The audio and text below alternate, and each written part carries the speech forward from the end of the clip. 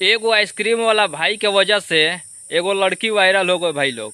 तो का हाल बा, आशा करतानी कि मस्त होकर बजा और स्वस्थ होकर बजा। बहुत वीडियो बनैले वही अनु लड़की, लेकिन आज तक ले उतना वीडियो उनकर वायरल ना भइल हुई।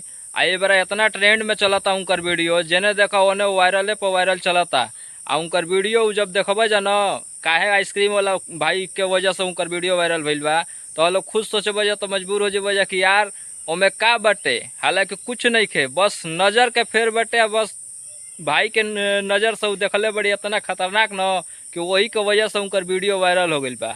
आ जब हम देखनी वो वीडियो तो 13 मिलियन व्यूज गई रहा ऊपर भाई लोग। तो केहू नहीं खे जानत कि कब के वायरल हो जाये। तमाम वीडियो बना के छोड़ दिले बड़ा, 1000 500 2000 छोड़ देता, लेकिन केहू नहीं खे जानत कि उनमें से वीडियो तार कौन वायरल हो सकेला। और वो वीडियो में कुछ नहीं खे भैया, तो लोग खुद देखा जा तब समझ में आई। खाली नजर के अंतर बाटे। तो भाई लोग पहले वीडियो देखा जाए इनकर।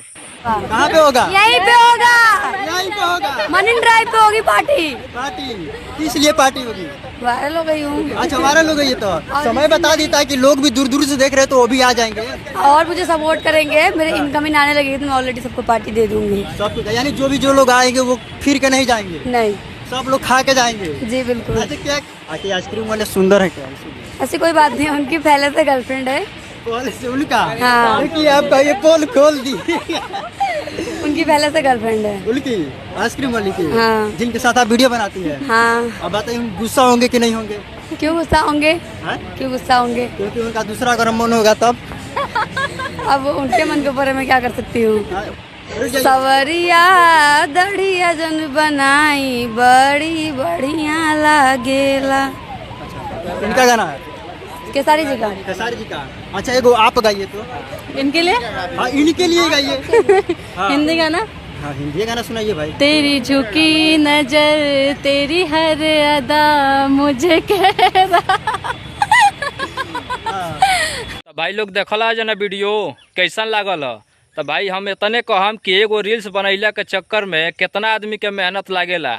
और कोई भी होखो भाई, गरीब होखो चाहे अमीर होखो, ओकर सपोर्ट करे के चाही। अगर वायरल होखल तो ओकर मदद करे के चाही, आगे बढ़ावे के चाही। ये ना कि ओकर टंगरी खींचे के चाही। भाई हम केहू खातिर ये कहे नहीं, अगर वायरल होखल तो ओकर सपोर्ट कर। तो भाई लोग कैसन वीडियो लागल हो, अच्छा लागल हो तो हमारा भी चैनल का सब्सक्राइब कर लिया जा, बेल आइकन का दबावे के मत भूलिए जा, और लाइक और कमेंट करा जा, तब हमरा पता चले कि हमारे वीडियो अच्छा लागल कि ना लागल हो।